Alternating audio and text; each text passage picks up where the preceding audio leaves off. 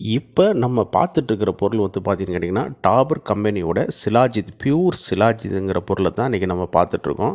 ஏறத்தாழ 30 கேப்சூல் கொண்ட பேக்கில் வந்து இது வந்துட்டுருக்கு. இது வந்து ஸ்பெஷாலிட்டி பார்த்திங்கன்னா ரஷ்ய மொழியில் மைஹி அப்படிங்கிற மாதிரி பொருள் தரக்கூடிய பிராண்ட் நேமில் வந்துட்டுருக்கும். இது வந்து பார்த்திங்கன்னு கேட்டிங்கன்னா டாபர் கம்பெனியோட ஒரு சிறந்த ஒரு ப்ராடக்ட்னே நம்ம சொல்லலாம்.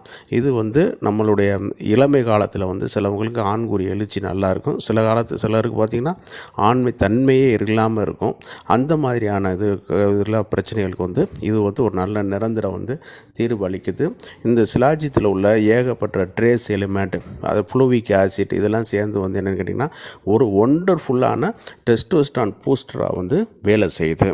ஆண்குறி எழுச்சியின்மையாக இல்லாமல் இருக்கிறது, ஆண்குறி தளர்ச்சியாக இருக்கிறது, உடல் உறவில் நாட்டம் இல்லாமல் இருக்கிறது, உடல் உறவில் வந்து போதுமான அளவு திருப்தி இல்லாமல் இருக்கிறது, ஒரு முறைக்கு மேலே 2ஆம் முறை வந்து சலிப்புத்தன்மை ஏற்பட்டு அதனால் வந்து உடலுறவில் வந்து போதிய அளவில் வந்து ஆர்வம் இல்லாமல் இருக்கிறது, அந்த மாதிரியான பிரச்சனைகளுக்கெலாம் வந்து இது வந்து ஒரு எக்ஸலண்டான ஒரு ப்ராடக்ட்டுங்க.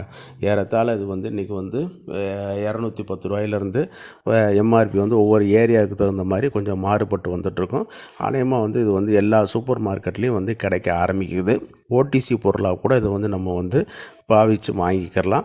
இருந்தாலும் நம்ம வழக்கம் போல் சொல்கிற மாதிரி எந்த ஒரு மருந்தாக இருந்தாலும் சரி, முறையாக படித்து பட்டம் பெற்ற ஆயுர்வேத சித்த மருத்துவர்களுடைய ப்ரெஸ்கிரிப்ஷனில் வாங்கி பயன்படுத்தினீங்கன்னா உங்களுக்கு வந்து நன்றாக இருக்கும்.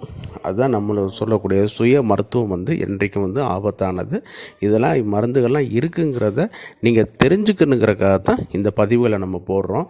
சிலவங்களுக்கு சொல்வதற்கு கூச்சப்பட்டு இந்த மாதிரி இருப்பாங்க, அவங்களுக்கெல்லாம் இது வந்து ஒரு விழிப்புணர்வான பதிவு.